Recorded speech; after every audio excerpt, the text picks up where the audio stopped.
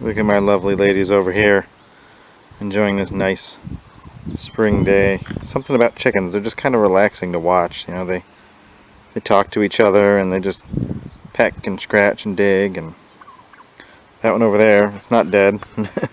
Don't worry, she's taking a dust bath. That's what you can see all these holes in the chicken yard. They like to dig these little depressions in the ground and just roll around in there. And that turkey is, well, he's confused, I guess. He's the only turkey with 5 hens, and he's telling her something. I don't know, but she's moving. Huh? I'll have to look into that. Turkeys make a lot of vocalizations, and you know, I've heard the gobblings and the purring noises, you know, that the hens make, and I don't know what that was.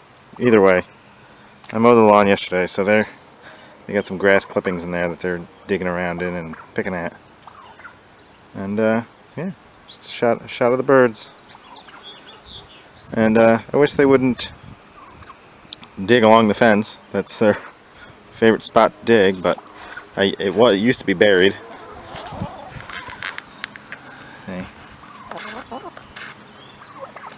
But they dig along it, and they're digging it up, and then I'll scrape up some dirt and put it back there, and they'll dig it up again. It's a whole thing. But I need to put down some rocks or something. And there's Gobblish, the turkey. Kind of hope maybe he'll puff up for us. He looks like he's about ready to. And the hens, they're all just waiting for food.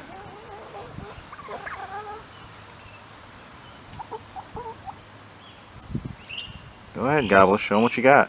Show them what you can do. My 4-year-old daughter named him Gobblish, in case you're wondering. He's not committing. Come on. You can do it. Well, maybe we can get a gobble out of him. I don't want to embarrass myself, but I'm sure you'll enjoy it.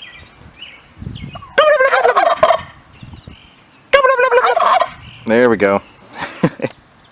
Alright, now I feel like an idiot. But at least it worked. It'd feel worse if it didn't. Anyway. Birds are not the reason we are out here today.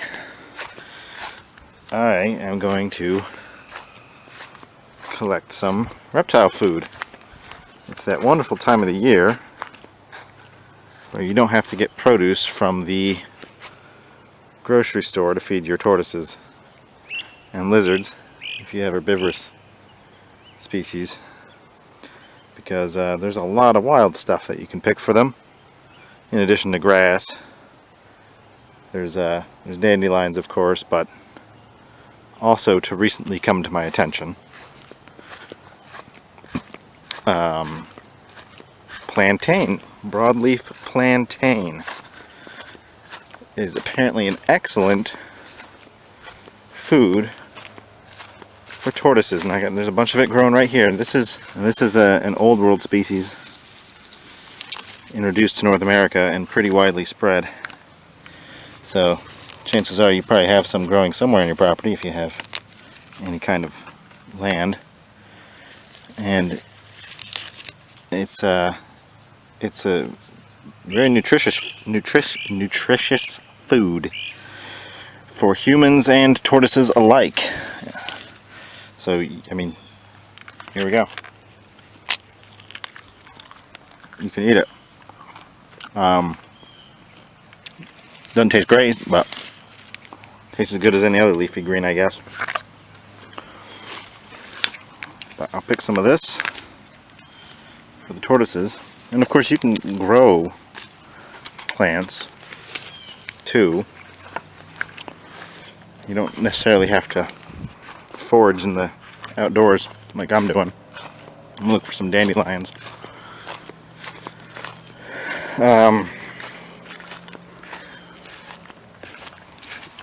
Dandelions, of course, are an excellent go-to. Well, everybody knows that. This is good food for tortoises and lizards and humans.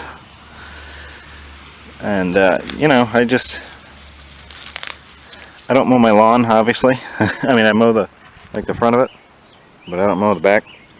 So that gives me a lot of opportunities to pick different plants for my animals. And so, like I said, you can plant some stuff too. I did have some hibiscus growing, and the tortoises loved the leaves and flowers off of that, but they died over the winter. I might get a couple more because there's only like $4 per plant, and they gave me food for the entire summer last year, but I was really bummed that they didn't make it. And yeah, I'd like to get more into planting stuff that my animals can eat, because, well, any money you could save is a good thing when you have as many animals as I do. Oh, I can hear the bluebirds cheeping. I got baby bluebirds over here. Let's peek in on them.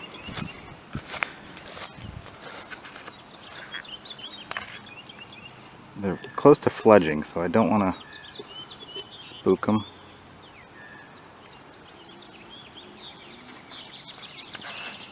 There they are. Yeah, I'm going to close that back up. I don't like to bother them. Don't worry, the parents will come back. I check them often. And I've been keeping bluebird houses for years. The parents do not abandon the babies. In fact, sometimes they attack me. Alright, I got my produce for the day. And there you go, Raph. You get a dandelion leaf. Look at that. If you're new to the channel, this is Raphael. He is, oh gosh, 27 years I've had him. By far my oldest animal. He's going to hide with that leaf. He doesn't want me to watch him.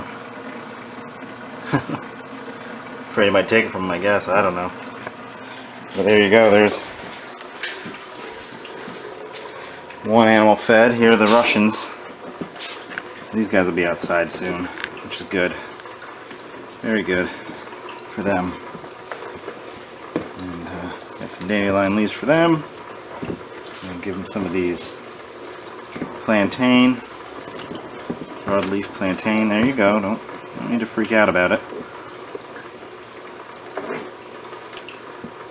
So that's Raquel and Russell and Rhonda.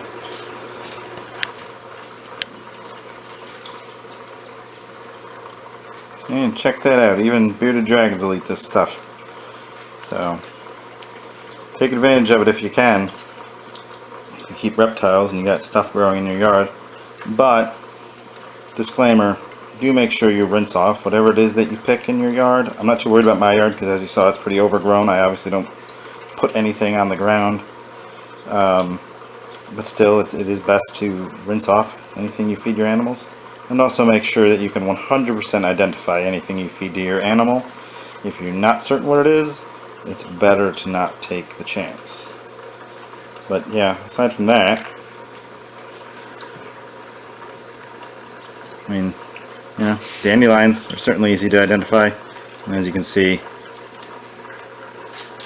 they're well loved.